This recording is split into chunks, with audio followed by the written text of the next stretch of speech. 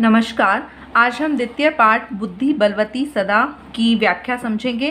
प्रस्तुतो अयम पाठ है। प्रस्तुत यह पाठ शुक सप्तति कथा ग्रंथस्य संपादनम कृत्वा संगृहीतो अस्ति।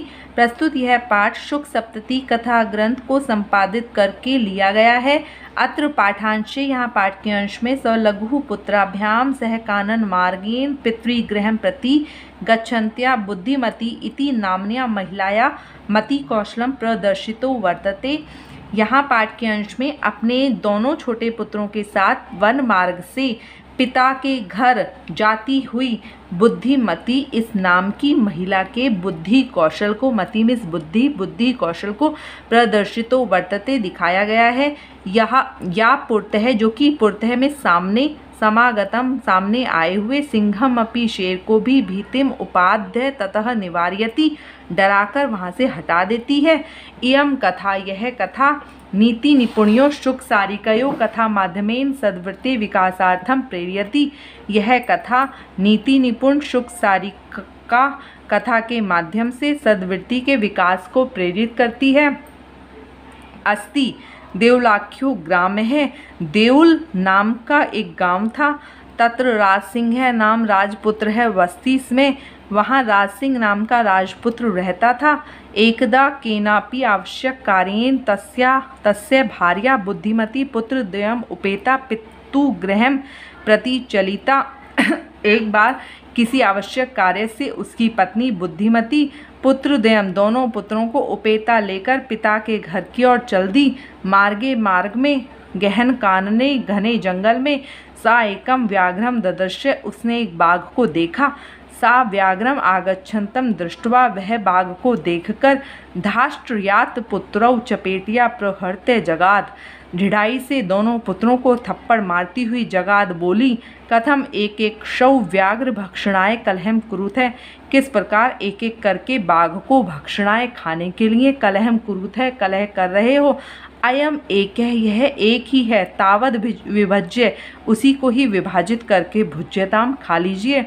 पश्चात, बाद में, अन्यो द्वितीय कश्चित लक्ष्य, बाद में कोई दूसरा दिख जाएगा। इति श्रुत्वा, ऐसा सुनकर, व्याघ्र मारी काचित इयम इति मत्वा व्याघ्रो व्याकुलो चितो नष्ट है। ऐसा सुनकर, इयम यह, काचित कोई, व्याघ्र मारी बाघ को मारने वाली है। इति मतवा, ऐसा मानकर, व्याघ्रो बाघ भय से डरकर, चितो मन वाला होकर, नष्ट भाग जाता है, भय से डरकर वहाँ से भाग जाता है। निज बुद्ध्या, अपनी निज बुद्ध्या विमुक्ता सा भयाद व्याघ्रस्य भामिनी, अपनी बुद्धि से विमुक्ता, मुक्त हुई, सा वह, भामिनी वह रूपवती स्त्री, व्याघ्रस्य भयाद बाघ के डर से, यानी कि वह रूपवती स्त्री बाघ के डर से अपनी बुद्धि द्वारा मुक्त हो गई। वह रूपवती स्त्री निज बुद्धिया, अपनी बुद्धि से व्याघ्रस्य भयाद बाघ के डर से विमुक्ता, मुक्त हो गई। अन्योपि, दूसरा भी, बुद्धिमान लोके, बुद्धिमान लोके में, इस संसार में, मुच्यते बच जाता है, महतो भयात महान डर से, किसके द्वारा? अपनी बुद्धि के द्वारा। अर्थ इसका यह है कि कोई दूसरा भी बुद्धिमान व्यक्ति महान डर से अपनी बुद्धि द्वारा भय से बच जाता है। व्याकुलम व्याघ्रम दृष्ट्वा कश्चित धूर्त शृगालय हसन आहा भवान कुतः भयात पलायितः। व्याकुल, भय से डरा हुआ बाघ, भय से डरे हुए बाघ को देखकर कोई धूर्त शृगाल हंसता हुआ बोला, हसन आहा, हंसते हुए बोला, भवान कुतः, आप किस प्रकार, भयात पलायते, डर से भाग आए। व्याघ्र, बाघ बोला, गच्छ गच्छ जम्बुक, जाओ जाओ जम्बुक, त्वमपि किंचित गूढ़ प्रदेशम, तुम भी किसी गुप्त स्थान पर चले जाओ। यतो व्याघ मारी इति या शास्त्रे श्रूयते तया अहम हंतुम आरब्ध है, परम गृहीत कर जीवितो नष्ट है, शीघ्रम तद अग्रत है।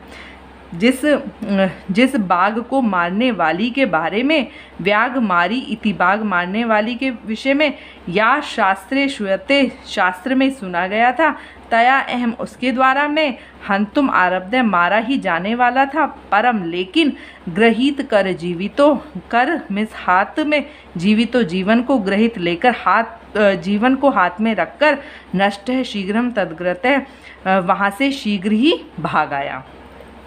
व्याघ्र बाघ कहता है कि शृगाल कहता है व्याघ्र तव्या महत कौतुकम आवेदितम यन मानुषात अपि विभेषी। तुमने महान कौतुक महान उत्साह आवेदितम बताया यत मानुषात अपि विभेषी की मनुष्य से भी तुम डरते हो। व्याघ्र बाघ बोला प्रत्यक्षम एव मया सा पुत्र एकेक्षौ माम अतुम कलह मानो चपेटिया प्रहरंती दृष्टा।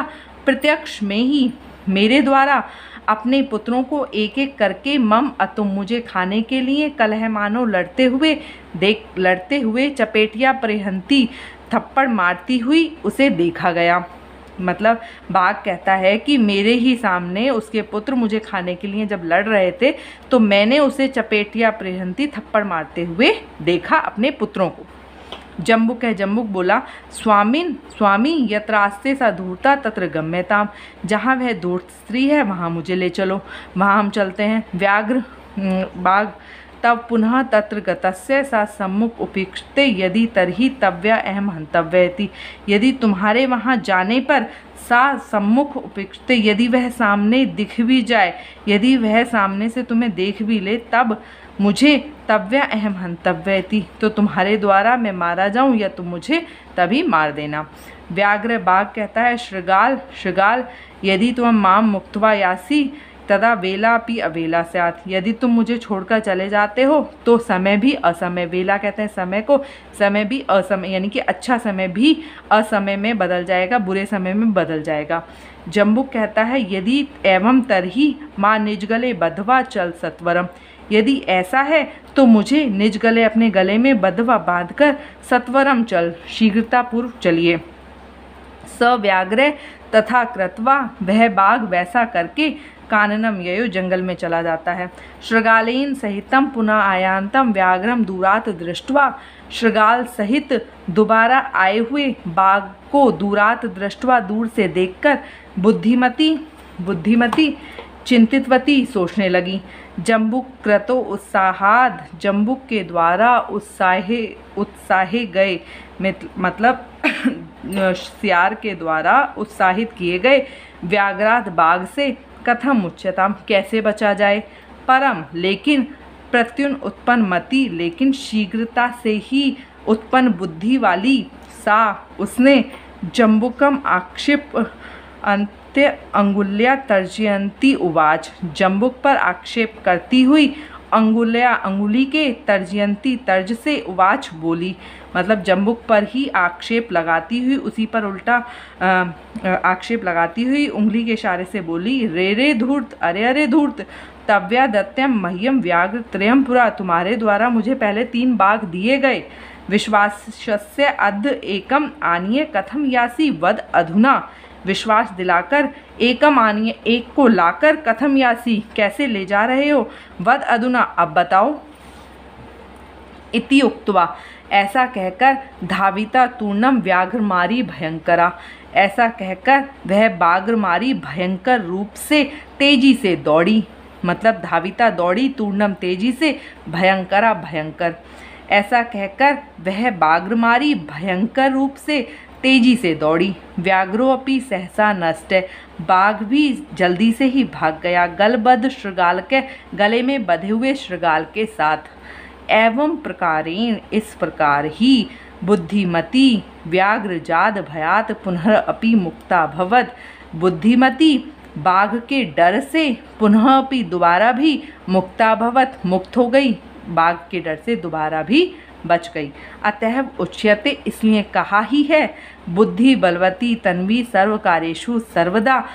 बुद्धि बलवान सर्व कार्येषु सभी कार्यों में सर्वदा हमेशा।